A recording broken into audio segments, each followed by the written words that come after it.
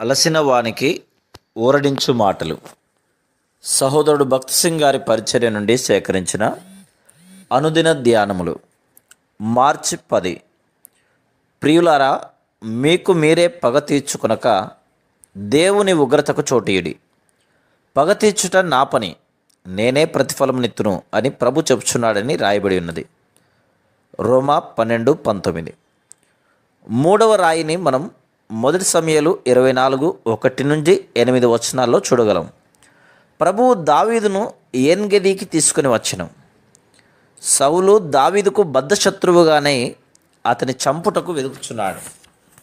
సౌలు ఏన్గెదీలో ఉన్నప్పుడు ఒకనాడు దావీదు అతనికి మిక్కిలి సమీపంగా వచ్చెను. అతడు కోరిన ఎడల సౌలును కొట్టి చంపి ఉండవచ్చును.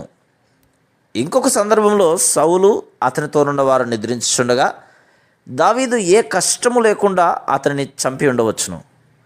కానీ సౌలు దేవుని చేత అభిషేకించబడిన వాడొకటిచే అతనిని ముట్టరాదని నిశ్చయించుకొని ఈ రెండు సందర్భములలో దావీదు సౌలును చంపకుండా విడిచిపెట్టాను. దేవుడు మన శత్రువులకు విరోధంగా మనం బలత్కారమును చూపుటకు కానీ భూ సంబంధమైన ఆయుధములను ఉపయోగించుటకు కానీ అనుమతించడు. మనలను అన్యాయంగా నిందించు వారిని ప్రేమించవలనని దేవుడు కోరుచున్నాడు. మనుషులు మనల్ని చంపవలనని ప్రయత్నించిన ఎడల మనము వారి రక్షణ కొరకు ప్రార్థించవలను.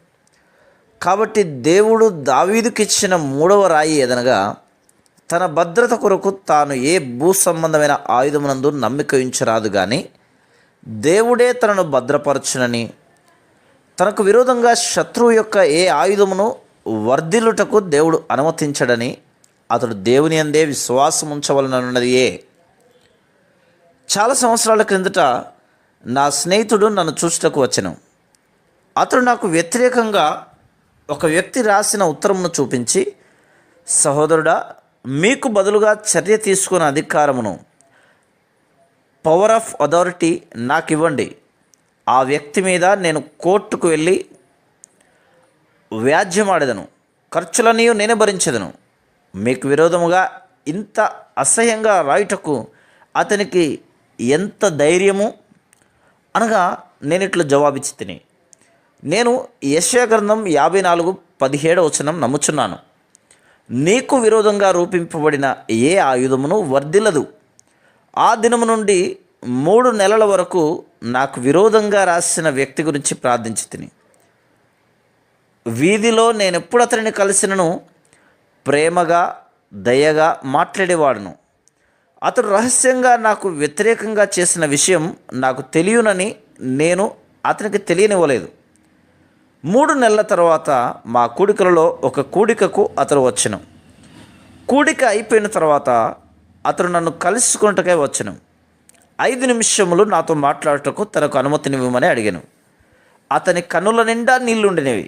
నేను అతనితో, నీవు ఏదైనా నాకు చెప్పక మునుపు నేను నిన్ను ఎప్పుడో క్షమించి వేస్తానని చెప్పగోరుచున్నాను అని చెప్తిని.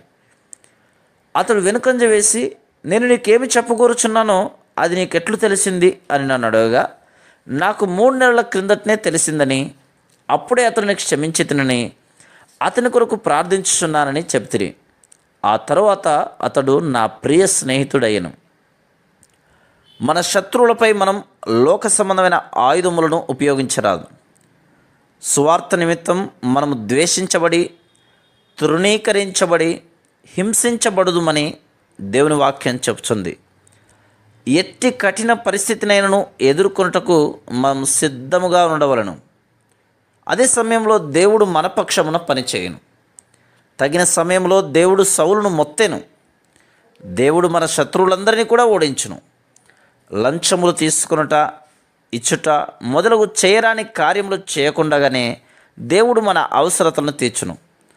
కళాశాలలో, పాఠశాలలో పిల్లలను చేర్చు విషయంలోనేమి, నీ ఆఫీసులో ఉన్నత స్థాయి పొందు విషయంలోనేమి, అన్ని విషయంలో దేవుడు నీకు విజయం ఇచ్చును. Praise the lord.